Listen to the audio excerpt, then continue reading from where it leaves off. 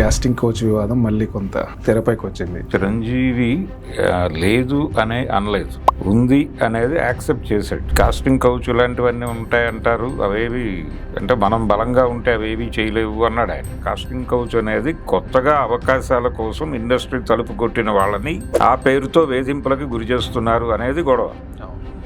Open గా పేర్లతో చెప్పరు కానీ చాలా మంది తమ అనుభవాల్లో ఇది రికార్డ్ చేసి ఉన్నారు. కాబట్టి ఇలాంటి ధోరణులు ఉన్నాయి. లేవు అనేది తప్పు. ఇది సినిమా పరిశ్రమలో మాత్రమే కాదు, బయట కూడా ఐటీ ఇండస్ట్రీలో కావచ్చు, ఎక్కడైనా చాలా కాలంగా ఆమె చాలా ఇష్యూస్ మీద రియాక్ట్ అవుతున్నారు. అవును, సినిమా ముఖ్యంగా సినిమాకి సంబంధించి ఏ జరిగినా తను చాలా పద్ధతిగా రియాక్ట్ అవుతుంది.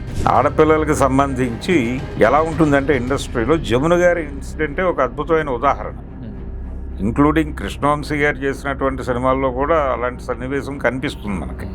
ఖడ్గం లాంటి సినిమాల్లో ఈ కమిషన్లు వేస్తున్నారు, చాలా మంది మాట్లాడుతున్నారు, అయినా కానీ వీటి మీద ఎందుకు మనం దాన్ని తగ్గించలేకపోతున్నాం అంటారు? మనం ఎక్కడైనా ఏమైనా చేసే అవకాశం ఉంటుందండి సార్ గవర్నమెంట్ తరపున? అంటే మానవ ప్రవృత్తిలో ఉన్నటువంటి దౌర్భాగ్యం అండి. సివిలైజ్డ్ అవుతూ వస్తున్నారు కదా. ఒక ఆడపిల్లని చూసి బాగుంది అనుకోవడం వేరు, కానీ ఆ బాగున్న అమ్మాయి నాకు కావాలి అని అనుకోవడం తప్పు. ఈ మధ్య శివాజీ మాట్లాడితే కూడా దానికి వ్యతిరేకంగా బ్యాక్లాష్ రావడంతో ఇప్పుడు ఎవరైనా మాట్లాడాలంటే కాస్త జాగ్రత్త పడుతున్నారు.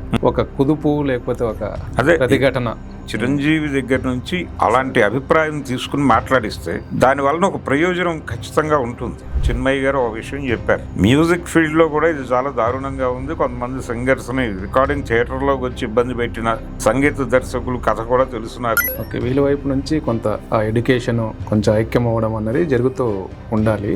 అండ్ అందరూ వీళ్ళకి చెప్పే వాళ్ళైనా అవతల వైపు నుంచి చెప్పాలి కదా, వాళ్ళకు శిక్షలు ఉండాలి కదా అనేది ఒక పాయింట్ బలంగా వినిపిస్తుంటారు. మీ టూ అనేటువంటి ఒక కార్యక్రమం జరిగినప్పుడు చాలా మంది వచ్చి కంప్లైంట్లు ఇచ్చారు.